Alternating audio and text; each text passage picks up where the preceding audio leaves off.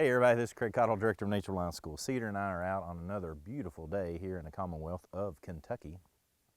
And we're going to be taking a look at another fantastic blade from Bright Forest Forge. So I'll have links for Bright Forest down in the description below, so check it out.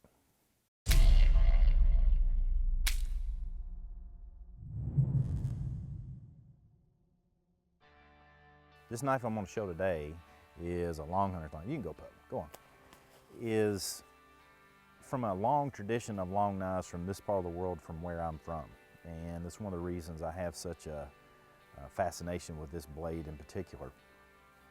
But if you're not aware, during the settling of America and subsequent wars and whatnot, there was a tremendous amount of people that came out of the Pennsylvania and New York area and traveled west into the Ohio country and then even farther.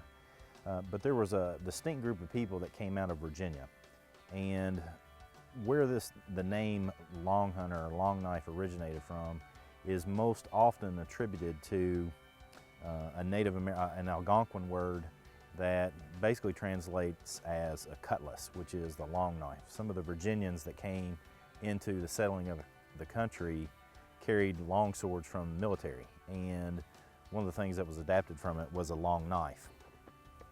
So these knives that were carried by these gentlemen, these frontiersmen and pioneers and these scout trackers that came into this part of the country, they typically had not just that knife, but those frontiersmen, they also had a long knife. And so they were attributed with the name of long knife. Big knives. George Rogers Clark, in some of his documentation, it stated that he called himself and his men the big knives. Not because it's a huge honking knife, it's not a sword, but because it was longer than your typical knife that was carried by the individuals that were traveling in this part of the world at that time.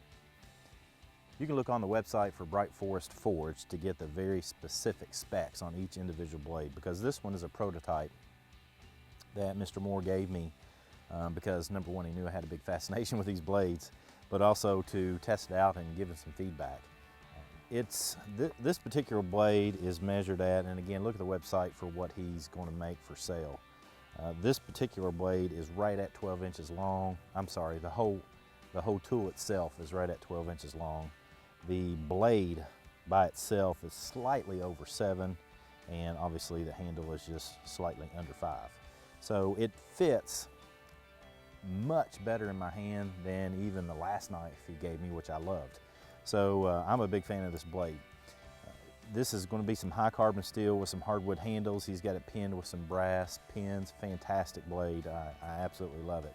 The reason I wanted to showcase another blade, because I don't do this very often for knife makers, is because number one, he's hand forging blades, and I am a huge fan of trying to bring awareness to people that are doing hand forged work. It does not suit my YouTube channel the best. It does not make me real popular, but it is what I feel is necessary. We need to do what we can to help out knife makers. LT Wright out of Ohio, they make their own blades, more production style, and I love highlighting them, but particularly those that hand forge anything.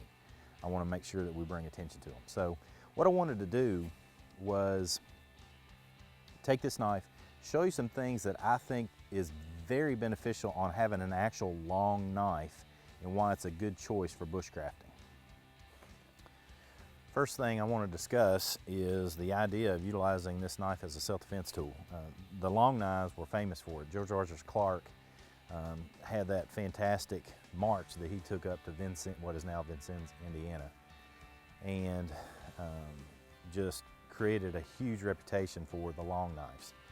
And one of the things that they did is they utilized this blade in concert with both a rifle as well as a tomahawk or a bag axe of some variation as a self-defense tool. And I think we'd be remiss in not discussing it at least somewhat. The sheath itself for this knife, I don't think is the one that's going to come with every knife. I think this was made special by Mr. Moore's, maybe his brother. But I've seen the leather work of the makers that are coming with most of his knives. They're fantastic. The leather work's great.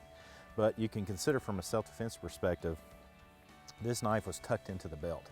So they didn't wear clothes the same way we did. There's a whole lot more to that, and you need to study history for your interest in doing that. I used to do that for a long time, do a number of reenacting. But the point being is that a lot of times this knife will be worn left side, cross draw for a right-handed person, and you would pull it out and have it in the hand like this. You'll note in the movie Last of the Mohicans at the very end when Magua is about to fight, who is it, Chingachgook, that Magua has a tomahawk in one hand and a knife in this hand. That looks cool, but this would not be the primarily purposed way that you would fight with this knife. You would have it in hand here because you always want the tool that's going to cause the damage between you and the person you're being aggressed by. So I would use that a thrusting tool as well, in concert possibly with a tomahawk. But the key point being is that this is a long knife. If I did turn it around and used it like this, then it could be a deflection tool as well. So you can strike and cut in this manner, but primarily this was a stabbing tool. Now the reason that I want to point this out is that some of the bigger knives from a few 50 to 100 years later, what a lot of people will call the Bowie knife, had a much fatter belly. And so although that was famous for hand-to-hand self-defense, this knife would be, in my opinion, a much better weapon for that purpose, in that you can thrust this into a body cavity and go between the ribs, and it's easier to go through a rib if that's where you make contact. There's some things here that are important from a self-defense perspective. You want to have a knife so that when you thrust it in to a bear, a human, whoever might be aggressing you, whatever might be aggressing you, your hand doesn't slide up and cut yourself. That's why we have a good finger groove right here. You can also have a good pommel on the end so that you can use that to thrust, and you've got the pommel in your palm of your hand to do it in that manner. So it's a fantastic tool for self-defense, but what I want to take it and utilize it for now is what I think is a real key component that's missing in most bushcrafters' setup and use and blade and all the things that go along with it, and that's to use it as a draw knife. So we've come across this poplar tree here that is dead, and it's going to make for a good spot to get us some good tinder. So I think obviously a draw knife is a knife that has a blade on it, has two handles on it, and you actually draw it like this. But you can use a long knife, and you can use a small knife for this too, but a long knife is just going to be a better job of it, because I can get a hold of it without putting my hand on the blade, and if I can get this bark off first, then I can make tinder, I can make feather, tinder pieces. And the beauty of this is that this makes good tinder. It's dry because it's going to be off the ground. I never pick up firewood that's on the ground. I always try to make firewood and fire tinder and everything from stuff that's hanging in the air. But a knife like this can really make short work, even of a knot like that one, of a tree like this, to shave off what I need for a tinder. Now, when I was a young man, we used to make and live in teepees for sometimes weeks at a time. And one of the things we did is we made teepee poles. And the way we made those teepee poles is we harvested cedar trees, not much bigger around than that. Some of them a little bit bigger on the bottom. But we would then scrape everything off of it. And what we utilized was our long knives. So this blade is fantastic for that type of work, and I can't express to you enough that the ability to have a draw knife is a useful resource for you if you're going to have long-term woods living, long-term bushcrafting training. If you want to go out and spend a couple weeks at a time and you want to do some shaving or carving or anything of that nature, you need to have some sort of tool that's going to be able to shave wood portions so that you can get them in the shape that you want them. Hey, another use for, and you can use a small blade for this, but because we're here, I thought I might talk about it. A lot of people know how to make char cloth so that you can hit flint and steel and utilize it to get a fire started. And most people do that with cotton clothing, some sort of organic clothing. A real good choice is old denim blue jeans. But traditionally, what it was often made was from organic material from the environment. And these dead, punky trees is a fantastic choice for that. So a good long knife, even a small knife, where you can utilize it to dig and get that punky material, knock the branches off the top of the tree. It's hanging that way, so I knew it wasn't gonna follow me. But you can get this punky material and utilize that as your material that you're gonna char and utilize for flint and steel. Good choice.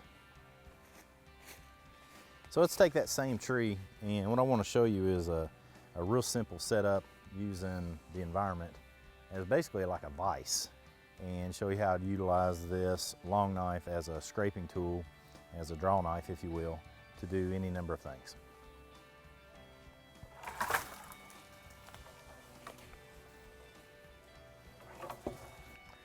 So what I've done here is I just took our dead tree, and I'm going to utilize this persimmon tree basically as a wedge, and I put my tree down in there. And I can break this off where it's more manageable and drive that down in the ground, depending on what my needs are, obviously. But I can then put pressure on it by standing over it. But the key here, and I know this goes against some thoughts, but there's never a time that you should purposely stab towards yourself or cut towards yourself. But using a draw knife is a time where the blade is going to be facing your body. You just got to be careful and know what you're doing. I'm not recommending this for people that are new to utilizing a knife at all. But in essence, I can set this up and do the same thing. Now, it wouldn't matter if I was making a dugout canoe, or if I was making poles for a teepee or a lean-to setup, a Baker lean-to setup, whatever it might be. This long knife is a fantastic tool for that, because I can use it as a draw knife, I can use it as a push tool, because I can get my whole hand on it, and that way I can get a considerable amount of work done, and I don't have to be dangerous with it at the same time. If I had just a short knife, it would be difficult to get all this done and push and pull and everything I need to do with it. So a long knife is a much better choice. One of the things that this knife would be good for, but I'm just not a fan of it, is batoning. Man, batoning wood has become like, I don't know what in the bushcraft community. It's crazy. First off, if you baton a lot of wood in the state of Kentucky and you're trying to baton something like hickory or oak, you screwed. I'm just telling you, it's not that easy to do. This knife, because it's so long, hey, that'd be a perfect knife to baton with. You got to keep in mind the historical context. You know, Steve Watts said that, what was it he said? Something along the lines of, if you don't understand the historical context, you're basically just doing arts and crafts. I can't remember the exact quote, but it's a good one. If you had a knife like this, you also had a rifle, and you also had some sort of tomahawk or small bag axe or something of that nature to go along with it. You would never need to baton with your knife, because your knife is precious. I say this all the time in survival classes, your knife is precious. So you don't want to use it if you don't have to. Break stuff when you can break it. Use your axe for the bigger things that you need to do. But with all that said, this knife has the capability of doing a lot of work, both bigger tasks like you might use a draw knife for, as well as all the small tasks that I didn't even show with it, because any knife can do that if you know how to use it right. Keep in mind that these dead trees that are everywhere are good choices for you to take a knife to. You can find grubs in there at times, that's why woodpeckers are in them. But these are also places to get all the tinder that you might need to start that survival fire that you need to stay alive. So as always, check out Bright Forest Forge. Again, I'll have links below and you can check out them. That way you know how to get some hand-forged blades made right here in the USA. As always with Nature Reliance School, come on, join in, let's learn together.